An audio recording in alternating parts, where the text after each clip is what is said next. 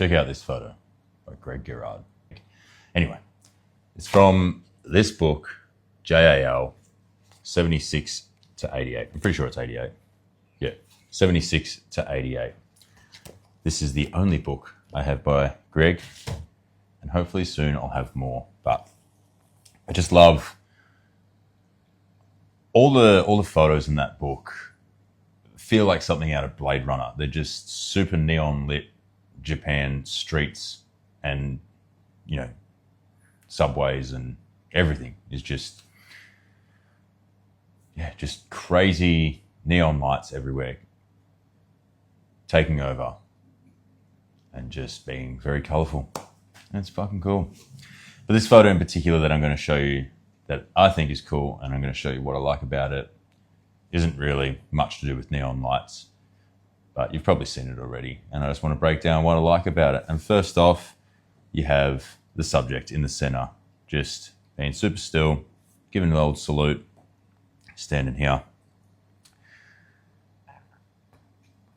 And then you have the power of the train just running through. Obviously, this is very dark, so it's shot at a low shutter speed, and it just gives the feeling of the train going extremely fast, which if you've been to Japan, the trains go fucking fast there. So I imagine it was pretty similar back in the day as well. Maybe not as fast as they are now, but they go by fucking quick. Pardon, excuse me for swearing so much. But the train itself is just taking up a third of the frame and being red just emits so much power in the scene. And then you can see all the signage, like only just make out what the signage is in the background through the windows of the train. It's moving so fast that you're able to capture behind the train. So it gives layers within this scene. So you have the platform where I guess you call it a conductor, is standing. Then you have the train, that's a layer. And then behind the train through the window, there's another layer here. And then just negative space from the ceiling above with that light up there, the fluorescent light. And it just seems like the fluorescent light highlights the gentleman perfectly. And like I was saying, it was shot with a low shutter speed to give that feeling of speed and blur for the train to be moving past. And it just emits so much power, and it just shows, I think it captures what Japan is about so much. Like everything's just fast moving and efficient and working, but then there's a calmness to all this. There's all this rapid energy just constantly going. It's all systematic and fluid and works. And you can see that, this train is just flying past this gentleman, and it's just unfazed. It's just, that's part of his job. So of course he's not going to be too fazed. But there's a sense of calm amongst all this chaos and all this huge energy.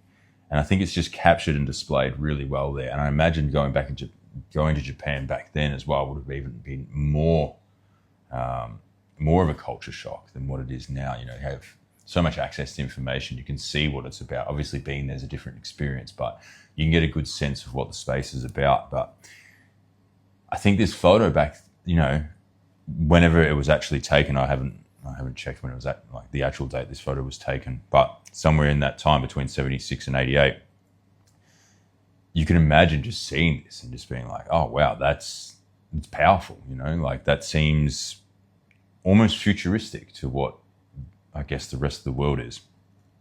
Maybe not futuristic, but point is, it's a cool photo. And I pointed out what I like about it. So maybe if there's something you like about it, tell me below. If there's something you don't like about it, maybe tell me that too. If there's something you don't like about me telling it, then maybe I've got the ego to deal with it. Maybe I don't. Maybe ego. Confidence is what I'm looking for. But anyway, hope you liked it. I like it. So if you haven't seen it before, you're welcome.